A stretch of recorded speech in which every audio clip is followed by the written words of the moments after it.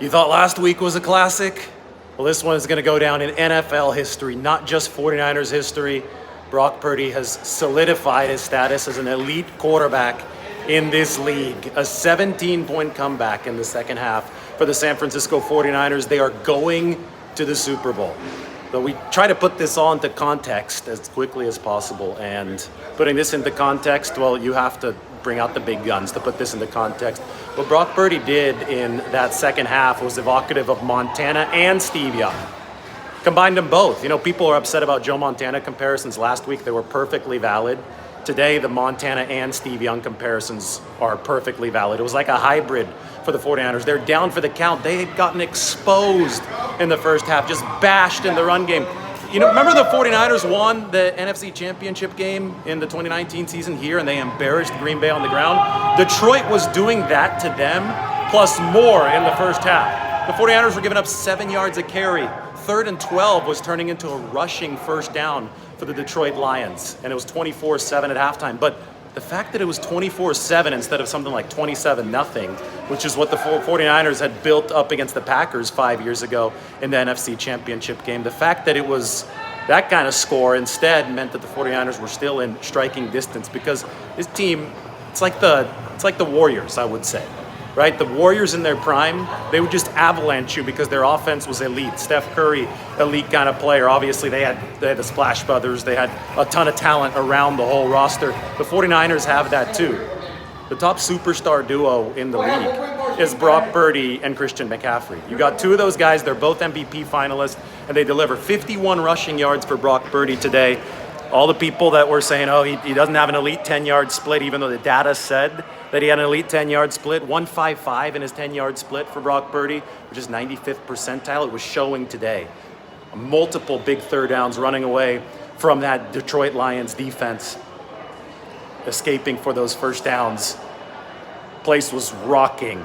I mean, it was something to behold. Again, it's going to be something that we look at in 49ers history and in NFL history. This kind of comeback. This one actually tied the 2012 team's NFC Championship game comeback against the Atlanta Falcons. That was a 17-point game in the Georgia Dome. Colin Kaepernick led the way back in that game. But the 49ers in this one, 17 points. It might have seemed more hopeless than that one just because they couldn't stop anybody on defense. Again, they were giving up 7 yards a carry in the first half.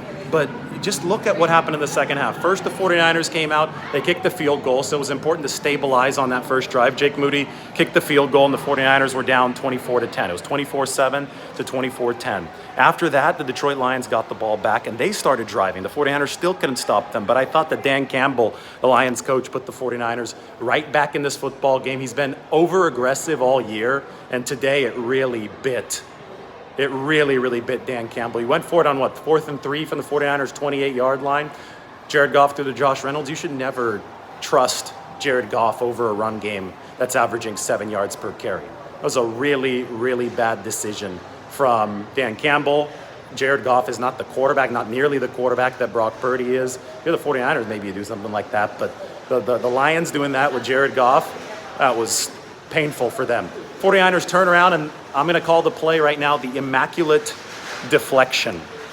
The immaculate deflection. Brock Purdy throws deep. Kindle Vilder. We talked about the Lions cornerback struggling. We talked about their poor deep passing defense. Kindle Vilder has a chance at an interception. So Brock Purdy gets a little bit lucky here. It clangs off of Vilder's helmet, and it's not intercepted. It should have been intercepted, but it's caught by Brandon Ayuk. That sets up 2 or 3 plays later, just a laser beam on 3rd down from Brock Purdy through the zone coverage to Brandon Ayuk.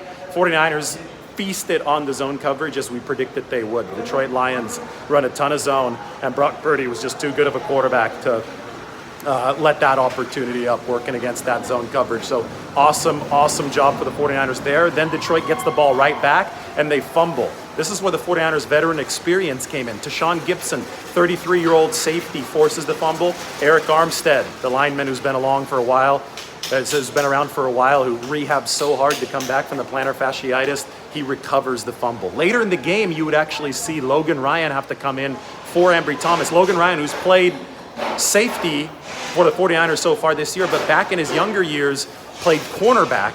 He had another 33-year-old had to come in a pinch, and he helped shut down the Lions later. But first, the 49ers had to tie the game. After that fumble, so it's 2 giveaways in 2 plays.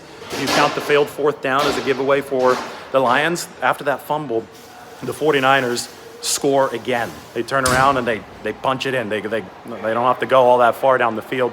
They score again to tie it at 24. Then they scored the field goal to make it 27-24, and they didn't look back. The winning drive, ultimately, because they needed 7 more points, because the Lions would kick a field goal the Lions would score a touchdown, so they definitely needed 7 more points. The winning drive where the 49ers went the length of the field, that's where Purdy had 2 scrambles that were just absolutely lethal, where that 10-yard split, that elite athleticism in short areas was on display. And don't get me wrong, Brock Purdy, the short area quickness is elite. It's not just good, it's elite. It's 95th percentile. I talked about it earlier this season. It's showing up here. Showed up in a much, much bigger way than it did for Lamar Jackson, for example. If you look at that Ravens game today, it showed up in ways that mattered for Brock Purdy. There's Christian McCaffrey's mom, Lisa McCaffrey, running by. All the McCaffreys are going by. They're very happy right now. How's Lisa McCaffrey yelling, "We did it"?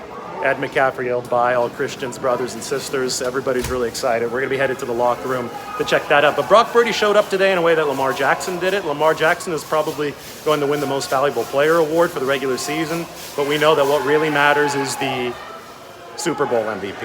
And we know that Brock Purdy and Patrick Mahomes might be the 2 best quarterbacks in football. I think that based on who delivered when it mattered, that's what's happening right now. The 49ers saw Brock Purdy and company deliver when it absolutely mattered. So they're headed to the 2nd Super Bowl of this Kyle Shanahan era. People are going crazy down here. There's Bosa. John and Joey Bosa, all these people back here. The use checks. We'll give you guys a little look at everybody celebrating, passing by the huddle. I'm going to go into the locker room right now and check it out for the 49ers. It's obviously a scene here at Levi Stadium. Again, a win that's going to go down in NFL history, the 17-point comeback, and a win that I think has changed the media landscape of the NFL. There is no way to deny what Brock Purdy is all about now after all of that tumultuous week.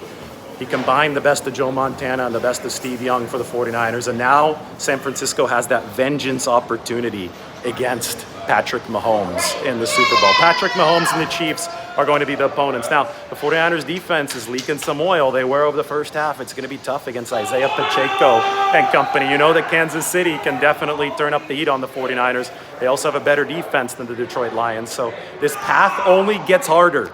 The 49ers face the final boss in Las Vegas in 2 weeks. But guess what? Look at it from the Chiefs' perspective. The 49ers are quite the 49ers are quite the final boss as well. So we're going to be headed to the locker room right now. We're going to be interviewing the 49ers players.